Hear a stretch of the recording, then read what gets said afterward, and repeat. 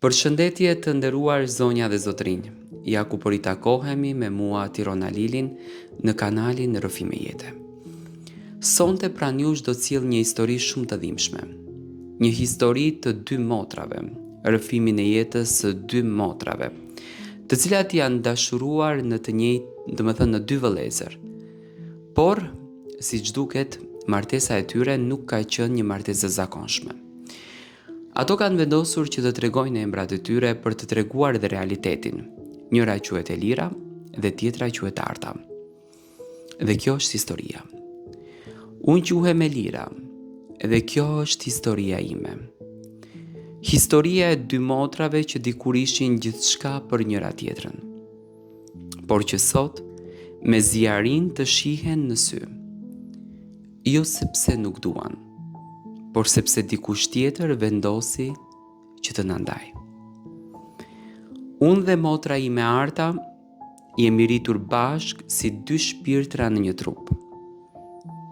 Ishim vetëm një vit në diferencë dhe njerëzit shpesh thoshin se dukeshim si binjake. Ndanim gjithçka, rrobat, sekretet, ëndrat edhe lotët.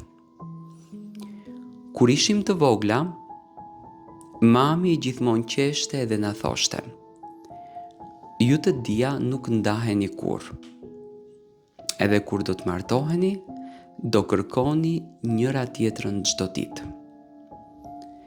Dhe për një moment dukej sikur fati kishte vendosur pikërisht këtë.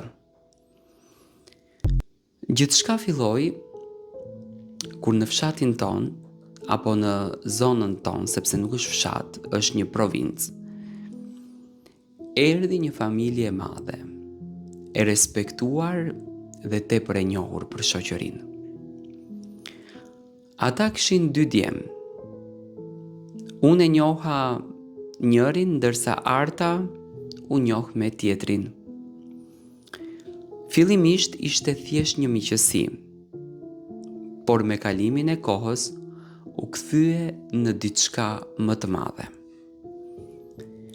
Ne të dyja u dashuruam dhe pa e kuptuar, jeta na çoi drejt një vendimi që dukej si një mrekulli.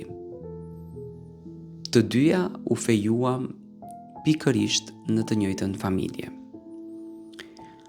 Kur babi e mori vesh, syt ju mbushën me lot nga gëzimi. Sa bukur, tha ai, motrat do të jenë gjithmonë bashkë. Realisht edhe ne mendonim kështu. Imagjinonim se si do të jetonim në të njëjtën shtëpi, do të pinim kafen, çdo mëngjes së bashku, do të ndanim sekretet tona si dikur. Por nuk e dinim se brenda asaj shtëpie ishte një zemër që nuk na donte të bashkuara. Vjera jon, në fillim ajo dukej e qetë. Nuk fliste shumë, por gjithmonë na shikonte me një sy të ftohtë. Unë nuk i kushtova rëndësi, me thënë drejtën. Mendova se ishte thjesht natyra e saj. Por shumë shpejt filluan gjërat e vogla. Një ditë më thoshte mua: Arta nuk është si ty, ajo flet shumë për ty. Pastaj shkonte tek motra dhe i thoshte: Elira mendon se është më e mirë se ti. Fillimisht nuk e besuam. Kur takoheshim fshehurazi në kuzhinë, qeshnim edhe thoshim: mos i dëgjoni këto fjalë, ne jemi motra. Por fjalët e saj nuk u ndaluan. Çdo ditë një helm i vogël, çdo ditë një dyshim i ri. Pastaj filluan ndarjet. Ajo filloi të na vendoste rregulla të ndryshme. Mua më kërkonte diçka, motrës time diçka tjetër. Nëse unë bëja një gabim, ajo i thoshte motrës time: shiko motrën tënde. nuk di të jetë një nuse e mirë. Nëse motra ime bënte një gabim, vinte tek unë edhe më thoshte: "Ti je shumë më ndryshe nga ajo."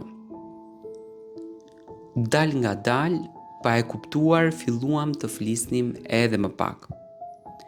Jo sepse nuk donim, por sepse çdo fjalë që thoshim kthehej kundër nesh. Një ditë ndodhi diçka që nuk do të harroj kurrë në jetën time. Ishte një darkë familjare. Unë ula pranë motrës time si gjithmonë.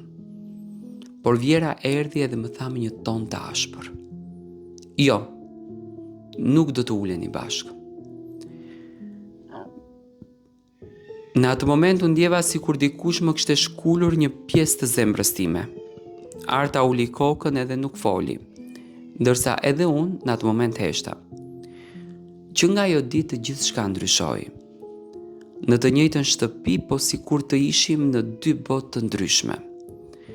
Kalojnë ditët pa folur me njëra tjetrën, ndonjëherë kaloj pranë saj në korridor dhe sytë tanë takohen për një sekond, por pastaj secila shkon në drejtimin e saj. Njerëzit mendojnë se ne jemi zënë, se kemi inate me njëra tjetrën, por e vërteta është krejtësisht ndryshe. Ne thjesht jemi të ndara.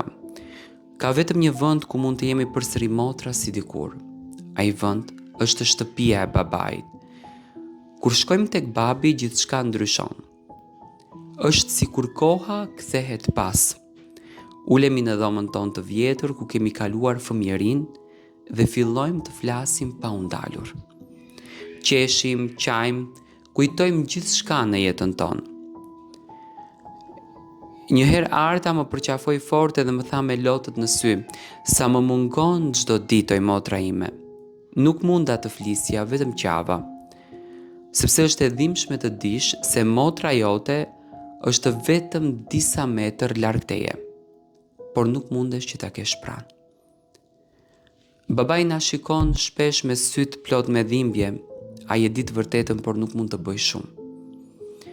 Njëherë ai më tha me një zë të lodhur: "Unë ju rita të jeni bashkë, jo që të jetoni si të huaja." Ato fjalë më thyen zemrën, sepse edhe pse jemi në të njëjtën familje, jemi më larg se kurrë. Ndonjëherë natën mendoj për ditët kur ishim fëmijë, kur flisnim në të njëjtin shtrat dhe kur tregonim njëra tjetrës ëndrat. Atëherë mendoja se asgjë në botë nuk mund të na ndante. Por jeta ndonjëherë është më e fortë se premtimet. Sot kur shkoj te babai dhe motra hyn nga dera, zemra më re fort si dikur. Ne përqafojmë fort sikur të kemi qenë larg për vite të tëra. Dhe në atë momente kuptoj një gjë: motrat nuk ndahen kurrë vërtet. Edhe nëse njerëzit përpiqen t'i ndajnë, edhe nëse fjalët helmojnë zemrat e tyre, lidhja e gjakut mbetet lidhje gjaku. Çfarë komenti do t'jepni për këtë rrëfim?